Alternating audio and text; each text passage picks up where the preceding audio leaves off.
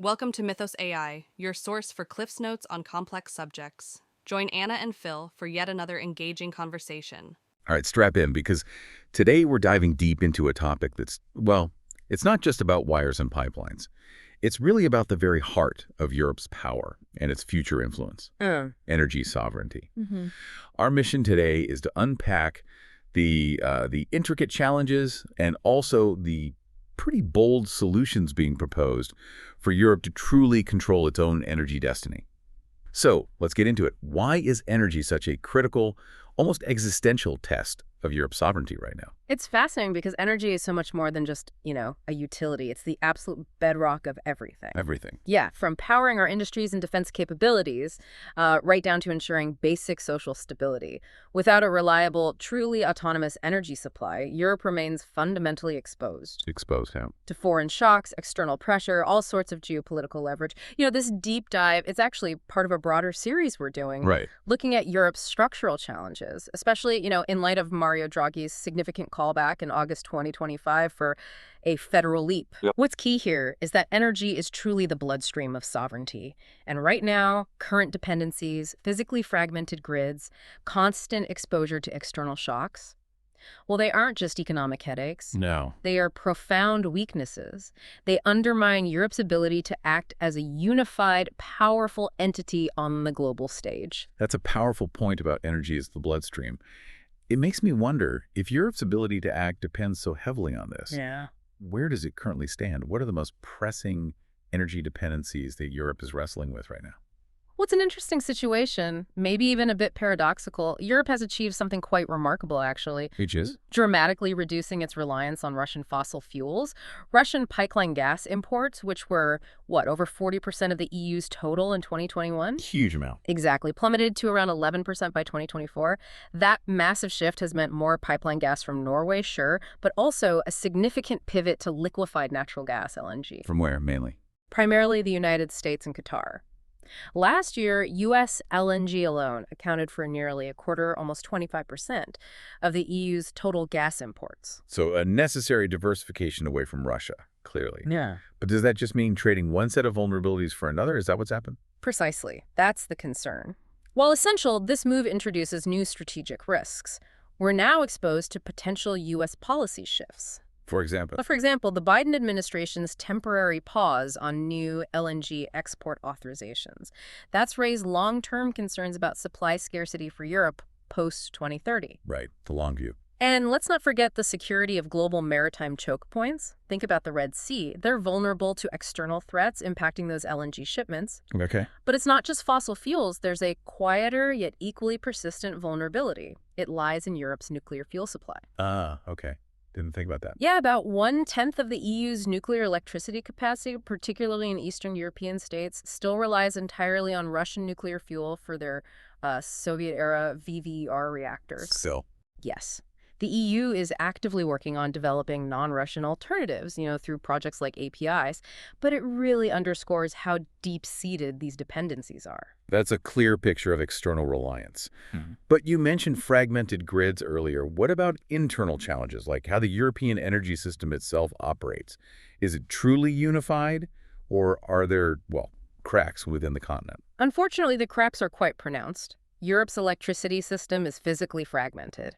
Even now, early 2025, 8 member states haven't met the EU's 2030 target of 15% interconnection. Then that means? It means they can't reliably import 15% of their installed electricity from neighbors. This lack of seamless cross-border connectivity is a huge issue. Why huge? It hinders efficient power flow. It makes it incredibly difficult to integrate intermittent renewable sources like wind and solar. And ultimately, it drives up electricity costs for consumers. So real impacts. Definitely. The European Networks of Transmission System Operators for Electricity, ENTSOE, they estimate Europe needs over 100 gigawatts of additional cross-border capacity by 2040, and they project that every euro invested in this infrastructure could yield over 2 euros in savings. Wow. It's a powerful illustration of the economic cost of disunity. That's a significant return on investment that's being missed then. And speaking of costs, how does Europe's current mix of energy generation hold up against the increasing threat of climate change? That seems to be accelerating. Yeah, the summer 2025 heat wave really laid bare what we're calling a triple threat to the power system. Ripple threat. First, soaring temperatures led to a massive surge in demand for cooling. Spain's electricity consumption, for instance, jumped by over a tenth during a July heat wave, just for air conditioning and cooling. Okay, there's one. Second, heat waves simultaneously undermine electricity production. Most of France's nuclear plants, along with many other thermal facilities, face capacity reductions or even shutdowns, because the cooling water from rivers and seas simply became too hot for safe operation, or even safe discharge. Right, and the third threat. Third, the calm, high-pressure systems that cause these heat waves often lead to a drastic drop in wind power output. We saw that in Finland and the UK during that same period. Okay. So you have soaring demand, reduced production from conventional sources, and a collapse in one of the key green alternatives, all happening at the exact same time. So a perfect storm of higher demand and lower supply all at once. Yeah. I mean, that just sounds like a recipe for price shocks. Right. How does Europe's market design contribute to this instability? Does it? It absolutely does. Europe's electricity market operates on what's called a marginal pricing system, or pay-as-clear. How does that work, simply? Think of it like this. Imagine you're buying a crucial item, and the price isn't set by the cheapest seller available, but by the very last, most expensive seller needed to meet everyone's demand at that moment. Okay. Then suddenly, everyone pays that highest price, even the producers who could offer it much cheaper. Right, so the expensive one sets the bar for all. Exactly. That's essentially how Europe's electricity market amplifies price shocks. During the 2021-2023 energy crisis, remember those record natural gas prices? Yes. They were directly transmitted to the entire electricity market through this mechanism. It led to wholesale prices quadrupling for industries. Ouch. Yeah. This revealed a core flaw. A crisis in one energy sector, like gas, can cause systemic failure in the entire electricity market. It pushed industrial prices up by, 80%, a staggering amount. 80%. 80.3 to be precise. While prices have stabilized somewhat now, they remain significantly higher than historical averages. And all the national subsidies we saw, often just a band-aid on this underlying market design issue. Draghi seems to implicitly support tools like contracts for difference, CFDs, to bring some stability. It sounds like the system is almost designed to amplify shocks rather than absorb them. Beyond market design, what are the practical hurdles, the things stopping the building of the new, cleaner energy infrastructure Europe so desperately needs? Well, there's a profound disconnect, really, between the EU's ambitious clean energy targets and the painfully slow pace of actual project implementation on the ground at the national level. Like the Renewable Energy Directive. Exactly. The revised Renewable Energy Directive, RED III, set a target of at least 42.5% renewable energy by 2030, and it included provisions specifically for faster permitting. But more than a year after the June 2024 deadline, less than half of these crucial permitting reforms have actually been implemented by member states. Less than half. That's not great. No. And the scale of this problem is immense. We're talking tens of gigawatts, around 80 jiggle-jiggery actually, of wind power capacity currently stalled in permitting queues. Some projects delayed for as long as 9 years. 9 years. What causes that? The root causes are often local opposition, what we sometimes call NIMBYism, not in my backyard, and legal challenges. All of this collectively increases costs and, crucially, investor risk. The classic NMBY problem. It seems everyone wants green energy, just not near them. But this leads me to another concern. As Europe tries, rightly, to reduce fossil fuel reliance, is it inadvertently creating new dependencies? On the manufacturing side, maybe. That's an absolutely critical question. The short answer is yes. Europe's clean energy transition, while vital, is unintentionally creating new and equally significant geopolitical dependencies in its supply chains. Primarily with? Especially with China. China accounts for over 90% of the solar panels installed in Europe, and they dominate the entire value chain, from raw materials like polysilicon right through to final assembly. 90%. Yes. And this isn't just pure market forces at play. It's a direct result of China's centrally steered industrial policy, think Made in China 2025. It includes extensive state subsidies, low-interest loans, giving them a substantial, maybe 35% cost advantage over European manufacturers. And Europe's response? Well, it stands in stark contrast. The EU has a much more fragmented national state aid approach, which, ironically, can actually undermine the single market it's trying to protect. So fighting fire with scattered water pistols. Something like that. And we see similar vulnerabilities for other strategic components. Over 90% of the permanent magnets needed for wind turbines, also primarily from China. Okay. Even in sectors where Europe does have domestic capacity, like power transformers, absolutely critical for grids production, is constrained by bottlenecks in raw materials and skilled labor. That's despite having, technically, surplus manufacturing capacity on paper in 2024. That's a huge strategic risk, isn't it? Effectively outsourcing critical infrastructure for the green transition to a geopolitical rival. And with all this complex, interconnected infrastructure, what are the security implications? How safe is Europe's energy system from attacks, physical or digital?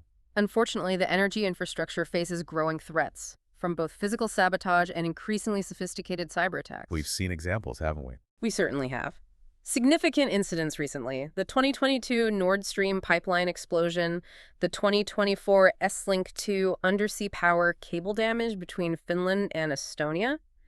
These events expose the vulnerability. And part of that is the age of the system. Yes, it's a system built often on decades of underinvestment. Many EU grid assets average around 40 years old, making them inherently more vulnerable. And the cyber threat. Simultaneously, cyber attacks on the power sector are sharply on the rise. They doubled between 2020 and 2022 alone. There were 48 successful attacks documented in Europe in 2022. Successful attacks. Yes, and a particularly concerning incident happened in early 2025. Synchronized blackouts occurred across parts of Spain, Portugal, and Eastern Europe. They showed clear indicators of compromise, raising alarms about the potential for coordinated cyber warfare targeting the grid. That's worrying. And here's the critical paradox. Increased interconnection, which we need for efficiency and renewables, also creates a wider attack surface. A breach in one country can now potentially cause a cascade of failures across the continent. It really underscores the urgent need for a common EU-level security architecture. So after laying out such a complex web of vulnerabilities, from external dependencies to internal fragmentation, market flaws, permitting jams, supply chains, and now security risks, I'm really eager to hear what Mario Draghi's blueprint for a federal energy union actually proposes. What's his grand strategy to tackle these deep-seated issues? Well, Draghi's vision is essentially a direct and, you could argue, proportionate response to every single one of those multi-layered vulnerabilities we've just discussed. Okay. His blueprint calls for a fundamental shift, moving away from fragmented national efforts towards a unified collective strategy. It's almost a complete overhaul in thinking. What are the key elements? He proposes several key things for a true energy union. Firstly, EU-scale financing, using common debt, joint borrowing for large-scale pan-European energy projects. Things individual member states simply can't fund alone. Okay, big money. What else? Secondly, a robust cross-border grid. A rapid and coordinated build-out of electricity infrastructure, interconnectors, smart grids to boost security, and seamlessly integrate renewables across Europe. Makes sense. His vision also includes coordinated investment in both renewables and nuclear power. Now, that would necessitate overcoming existing national divides, the classic France-Germany example. Tricky. Very. Draghi also advocates for common procurement, establishing a shared mechanism for buying strategic energy goods. A bit like the aggregate EU initiative for gas, but potentially broader. To increase bargaining power. Exactly. Boost Europe's bargaining power globally. We're also talking about developing integrated hydrogen corridors for industry and creating strategic energy reserves, gas, maybe nuclear fuel to mitigate supply and price shocks. And the supply chain issue. Crucially, he proposes a centrally steered industrial policy to build supply chain resilience, bring home the manufacturing onshoring of key technologies, wind turbines, solar panels, batteries, transformers. How would things like permitting be fixed? That would be complemented by streamlined permitting. Maybe through mechanisms like a 28th regime, an EU overlay as part of completing the single market, and finally, a common security apparatus for protecting critical energy infrastructure from both physical and cyber threats. That's a really comprehensive and, frankly, ambitious set of proposals. It sounds like he's advocating for a fundamental shift in how Europe operates, not just in energy.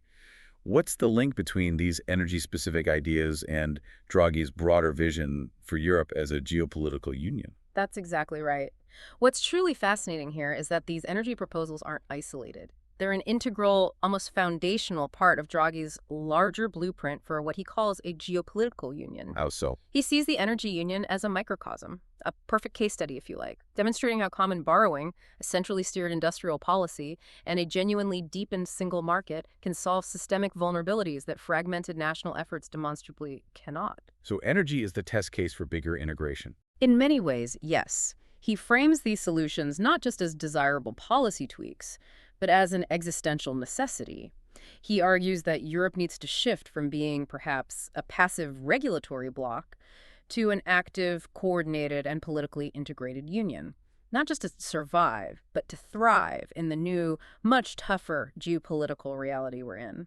This vision sounds almost utopian, though, given Europe's history of national interests often trumping collective action. Is there a risk that, in pushing for such radical integration, Draghi might inadvertently galvanize the very nationalist forces he seeks to overcome?